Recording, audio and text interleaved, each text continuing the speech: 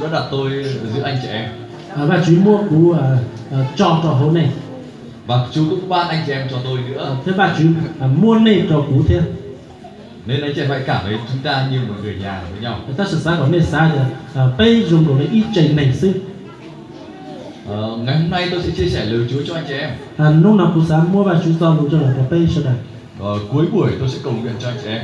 Thảo sau thì bây cũng như là thỏ và Chúa đầu sẽ làm tiếp. Những người có liên quan đến bệnh tật. Thôi tôi một cái thỏ và Chúa sáng tổ cái thỏ và Chúa thảo lòng được. Những người liên quan đến với vấn đề tà linh. Sự nên cho dù xa bỏ cho dù tôi kinh trầu đan thì mình sử dụng. Hoặc là nếu anh em nào khao khát nhận bóc tem tư linh cầu nguyện tiếng mới, tôi sẽ cầu nguyện cho anh chị em. Nay thôi tôi kênh tôi chỉ chủ thỏ chia và Chúa tổ chụp lý nhân thảo đại dù. Đấy là cuối buổi tôi sẽ cầu nguyện. Thảo sau cuối lòng thỏ và Chúa đầu bây giờ đời hóa nhận không? Còn bây giờ tôi sẽ chia sẻ lời Chúa cho anh chị em. Bây giờ là một kiểu và Chúa ta lộ kia. Cái đề tài mà tôi muốn nói với anh chị em ở tại đây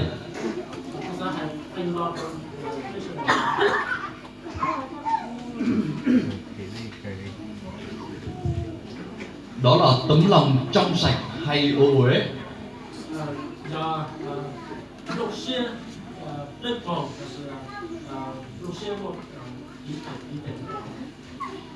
Anh chị em có kinh thánh cùng tôi giờ trong Jeremy đoạn 17 câu 19.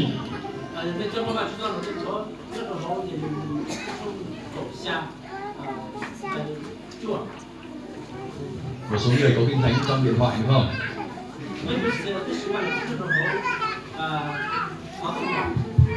Nào chúng ta phải cố gắng biết tới lời của Chúa, xem lời của Chúa nói gì trong kinh thánh.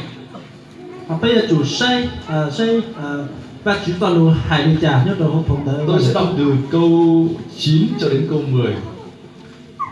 Cũng như nhìn nhất là cây chua thỏ đồng cây cỏ. Lòng người ta là dối trá hơn muôn vật và rất xấu xa, ai có thể biết được. Ta Đức Giê-hô-va dò xét tâm trí, thử nghiệm tấm lòng, báo đáp cho mỗi người tùy theo đường họ đi, tùy theo kết quả công việc họ làm. Nhất là họ chỉ là mình trông là cổ xa đây cổ chua hay mà nên từ theo bao tàu tin này Lucia chỉ mỗi giả đã chỉ tự đà dìa lên tin này Lucia tới món lo cho khó khó chỉ dùng đây. Anh chị em nhìn thấy trong lời của Chúa nói rằng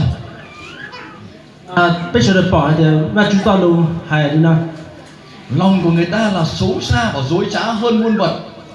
Tin này Lucia mà tự đàn gì là sự phải đồ thôi giả của tí sự.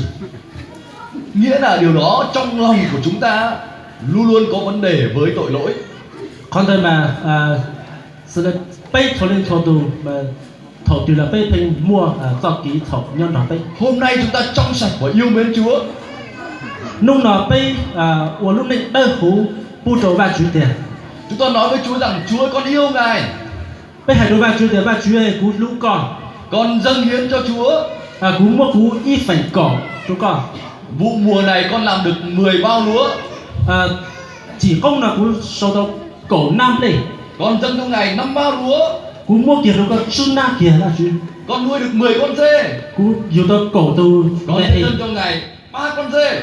Cú giờ mua được con bay từ kia. Tất cả của con là của Ngài. Thành ra thôi giờ cú mua giờ con linh thằng. Lúc đó lòng bạn đầy dẫy sự yêu mến Chúa. Thằng ta mày dùng lông xuyên là bún cầu cho ký lúc đó bà Chúa. Lúc đó lòng bạn đầy dẫy sự trong sạch. Thằng ta giờ dùng bún cầu cho ký đang hú. Nhưng một ngày nào đó bạn quên đi kinh thánh là lời của Chúa. Ta sự ino điều là sự đấy là các người dùng nó ca và chúng ta luôn. Bạn đã bắt đầu giao du với những người xấu. Thằng ta giờ dùng biết sáng mua cho ký thầy tôi. Và bạn bắt đầu nói thôi buổi nhóm 1 tháng đi 1 lần thôi. Chơi nhiều sáng thì ôi bây giờ bà chú thì lúc thì muốn ít gì là tao là. Nào chúng ta uống một chút với nhau. Bây giờ họ mình sẽ là cũng tao. Say một chút không vấn đề gì. Ý nhiều họ mình sẽ là chả. Lòng chúng ta trở nên dối trá và xấu xa. Thằng ta gì bây lúc xuyên lúc chủ sự họ bây lúc xuyên là chỉ nên. Lòng con người hay thay đổi. Tin này do ký sáng là sự tin này lúc xuyên lúc chủ mà thanh lóng bỏ. Điều đó nó không chỉ đúng với tín đồ. Còn tại sự ta giờ chọn tranh sĩ. Nó đúng với mọi người. Tạm thọ thuộc tù của tí sự. Nó có thể đúng với cả mục sư nữa. Chỉ giờ sư hư là gì?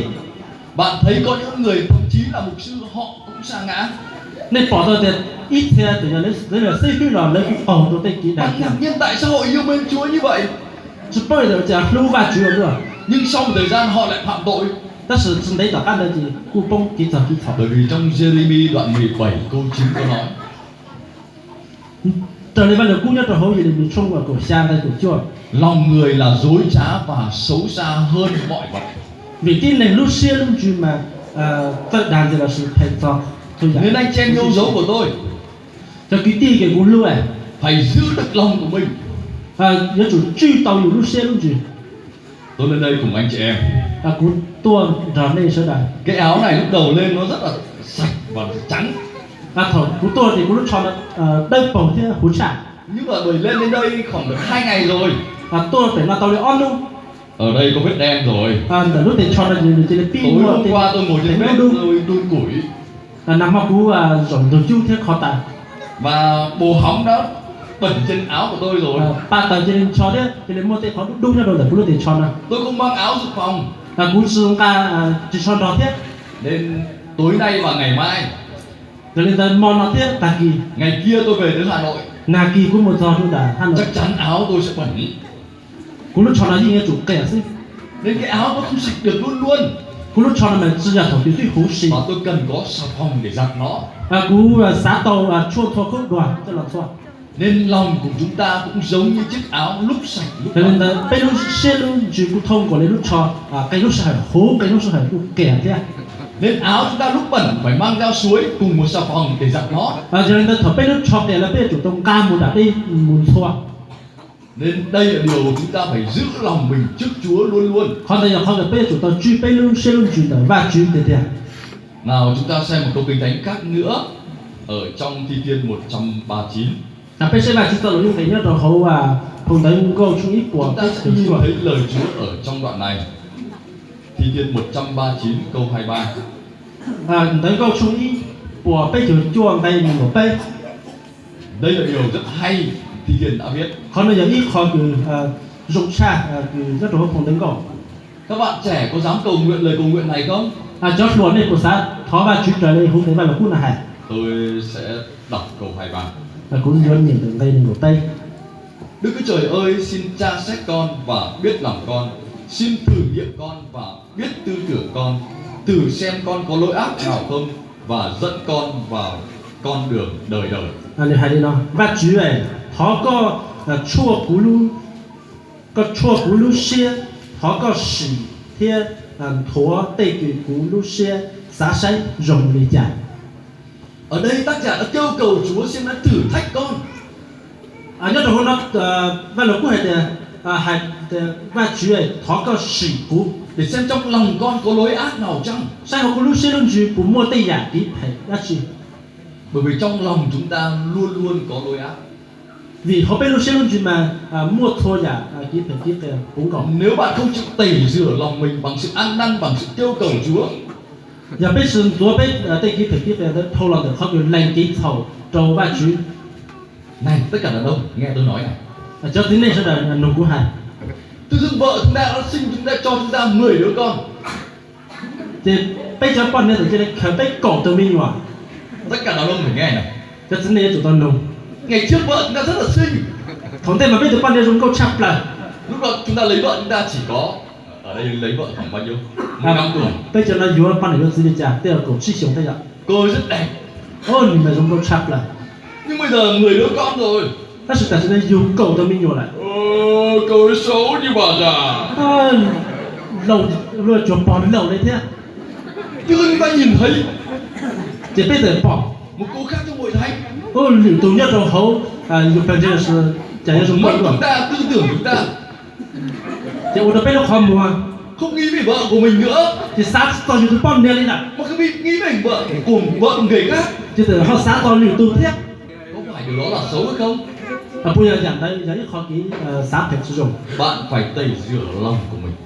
cho nên ta giữa chủ tôn chúa dù lúc xưa Thi Thiên 139 đã kêu cầu Chúa anh thần tới câu chuyện của bây giờ chua tra xét lòng của con, hay là thó có chua của lúc xưa cách tư tưởng con. sự cú sẽ Ví dụ chúng ta nuôi gà, bị giữ bây giờ cay Chúng ta nuôi được 10 con gà bây giờ tao cầu tôi và nó chết mất 5 con. tôi là chứ tôi Nhưng tự dưng rằng A chùa彼此啊都碰见做成家， nuôi được 10 con 你就到狗都， nhưng nó không chết và nó sinh ra 10 con nữa. 但是你要是多的那种莫子狗都的， Đàn gà của chùa có 30 con, 20 con. 都碰见做条该么你莫背着都能狗都， Tự dưng chúng ta lòng chúng ta nổi lên ganh ghét. 这就头被论先论举的莫到底啥很多， Cái thằng kia 都那高呢， nó có 20 con gà 你讲莫能狗都的， mà mình chỉ có 5 con gà. 但是你话莫知道是， Mình bị chết mất 5 con 你那是都知道的， mà nó thì gà nó không bị chết 但是你那是多呢， mà gà nó còn thêm 10 con nữa. 但是你那是莫子狗都的， Mình tự dưng mình ghét thằng nó. 这被怎么到底心度呢？ Tại sao Chúa ban phước cho nó giờ vì你讲话就要否蒙着你。 mà Chúa lại không ban phước cho mình? 而且把就是否蒙都有呢。 Lúc đó